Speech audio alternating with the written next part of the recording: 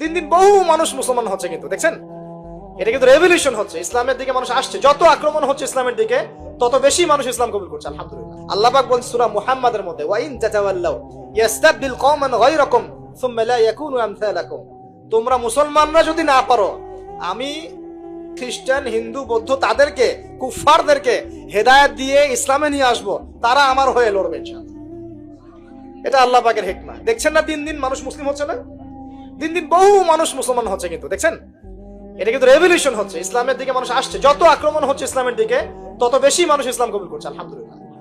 আর আমরা পিছিয়ে পড়ছি। এই যে আমরা যে গরু খাওয়া মুসলিম হয়েছি, আমরা যে জুমার দিন নামাজ পড়া মুসলিম হয়েছি, আমরা মুসলিম পরিবারে জন্মগ্রহণ করে আব্দুর রহমান, আব্দুর রহিম নাম নিয়ে বসে আছি, কিন্তু আসলে রহমানের বান্দার বৈশিষ্ট্য কি আমি জানি না।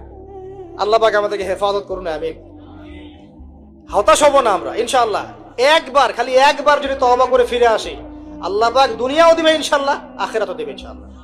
খালি একবার বলতে হবে, আস্তাগফিরুল্লাহাল্লাযী লা ইলাহা ইল্লা হুয়াল হাইয়ুল কাইয়্যুম ওয়া আতুবু ইলাইহি। আল্লাহ, জীবনে যা পাপ করেছি মাফ করে দাও, আগামী জীবনে হায়াতে রিজিকে বরকত দাও, এবং পুরো জীবন যেন ইসলাম পালন করতে পারি, প্রচার করতে পারি, প্রসার করতে পারি, মানুষের মাঝখানে দিনের ভালো কথা বলতে পারি, আল্লাহ পাক দিনের বিজয় যেন অংশ নিতে পারি, সে তৌফিক আল্লাহ পাক দান করুন। আল্লাহ পাক কবুল করার মালিক না? একটা কাপড় ধুতে এক বালতি পানি লাগে, কিন্তু জীবনের সমস্ত গোনাহ ধুয়ে ফেলতে চোখের এক ফোঁটা পানি যথেষ্ট ইনশাআল্লাহ। আল্লাহ পাক কবুল করুন, আমিন। কিভাবে উত্তরণ হবে? উত্তর 1 নাম্বার, ভাই 10টা পয়েন্ট বলবো, জাস্ট 10টা, জাস্ট বলে দিচ্ছি। বিস্তারিত ব্যাখ্যা আপনারা পরে নিজেরা স্টাডি করবেন।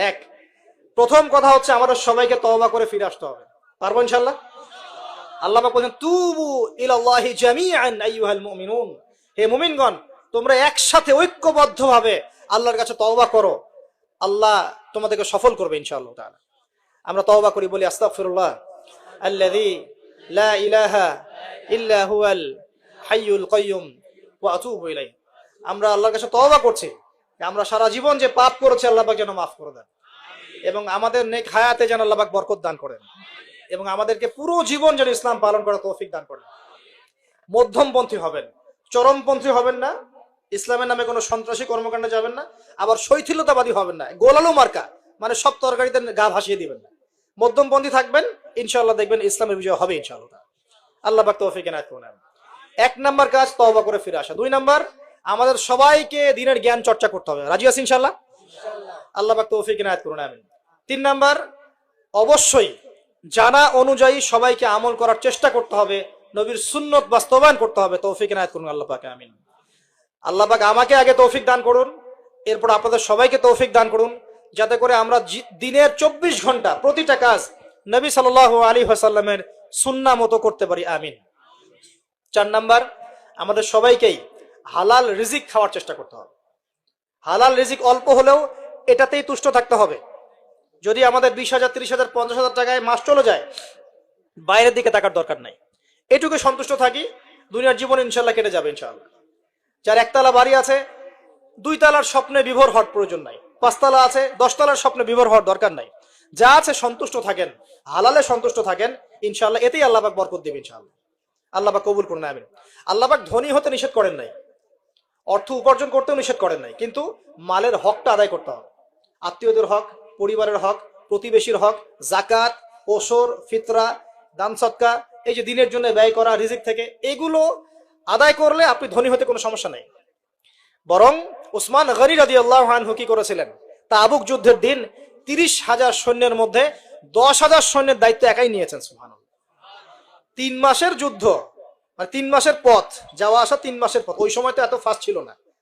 3 মাসের যাওয়া আসার রাস্তা, 30,000 সৈন্য, 1/3 খাওয়া পরা অস্ত্র শস্ত্র সব দায়িত্ব নিয়েছেন একজন ব্যক্তি, উসমান রাদিয়াল্লাহু আনহু। তাহলে কত বড় ধনী ছিলেন চিন্তা করে দেখি একটু। কিভাবে ধনী হয়েছেন? সুদ খেয়েছিলেন না ব্যবসা করেছেন?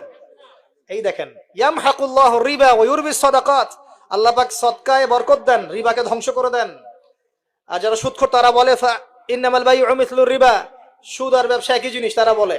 আল্লাহ পাক বলছেন ওয়া আহাল্লাল্লাহুল বাই'a ওয়া হাররামা রিবা।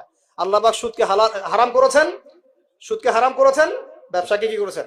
হালাল। উসমান রাদিয়াল্লাহু আনহু ব্যবসায়ী ছিলেন, ব্যবসা করে দেখেন কি করেছেন, আলহামদুলিল্লাহ।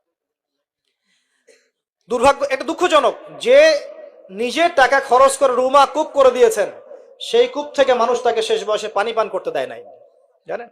এই হলো ইসলামের ইতিহাস। প্রিয় ভাইরা, হালাল খাওয়ার চেষ্টা করি, আল্লাহ পাক তৌফিক এনায়েত করুন, আমিন। 5 নাম্বার হচ্ছে আমাদের পরিবারটা গড়তে হবে আদর্শ পরিবার। আমাদের পরিবারের মধ্যে বে-ইসলামী কোনো কিছু স্থান দেওয়া যাবে না। দেশ রাষ্ট্র বিশ্ব কই যায় যাক, নিজের পরিবার আগে। আমার ছেলে কি করছে, মেয়ে কি করছে, স্ত্রী পর্দা করে কিনা, বাসায় তালিম আছে কিনা, বাসায় সবাই নামাজে কিনা, এই বিষয়গুলো খেয়াল রাখতে হবে।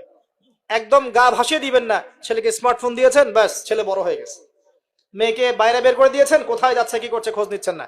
এগুলো খারাপ, অ্যাক্সিডেন্ট হয়ে যাবে, পরে আফসোস করে পস্তায় লাভ হবে না। আল্লাহ পাক বোঝার তৌফিক দেখ। স্ত্রীকে নসিহত করবেন, বাসায় তালিম, আপনি বাসার কর্তা, বাসায় হাদিসের বই নিয়ে আপনি পড়তে বসবেন, স্ত্রীকে নিয়ে বসবেন, মেয়েকে নিয়ে বসবেন, ছেলেকে নিয়ে বসবেন, বসে আপনি হাদিসের বই পড়বেন, তারা শুনবে, আপনি কোরআন পড়বেন, তারা শুনবে। পারিবারিক তালিম চালু করতে হবে, আল্লাহ পাক তৌফিক দান করুন। তারপরে আরো যে কাজগুলো, সেটা হলো আমাদের সবাইকেই কমপক্ষে পার্ট টাইম দাওয়াতি কাজ করতে হবে। ফুল টাইম না হোক, কমপক্ষে পার্ট টাইম সবাইকে দাওয়াতি কাজ করতে হবে। রাজি আছেন ইনশাআল্লাহ? দাওয়াতি কাজ করতে গেলে 2টা সুন্নত। এক, সৎ কাজে আদর্শ করতে হবে, অসৎ কাজে নিষেধ করতে হবে। শুধু সৎ কাজে আদেশ করলাম, অসৎ কাজে নিষেধ করলাম না, এই দাওয়াতে খুব একটা ফল হবে না। এই দাওয়াতে কি হবে, দুনিয়ার জীবনে কোনো বালা মুসিবত আসবে না। শুধু সৎ কাজে আদেশ করতে থাকেন, দুনিয়ার জীবনে কোনো বালা মুসিবত, বিপদ আপদ, গীবত, তহমত, সমালোচনা কিচ্ছু শুনতে হবে না, সবাই আপনাকে মাথায় তুলে রাখবে।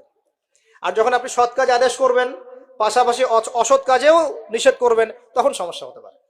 কিন্তু এটাই নবীদের সুন্নাত, কুনতুম খায়রা উম্মাহ উখরিজাত লিন-নাস, তোমরা শ্রেষ্ঠ উম্মত, তোমাদেরকে বের করা হয়েছে মানব জাতির কল্যাণের জন্য। সূরা আলে ইমরান 110 নম্বর আয়াত।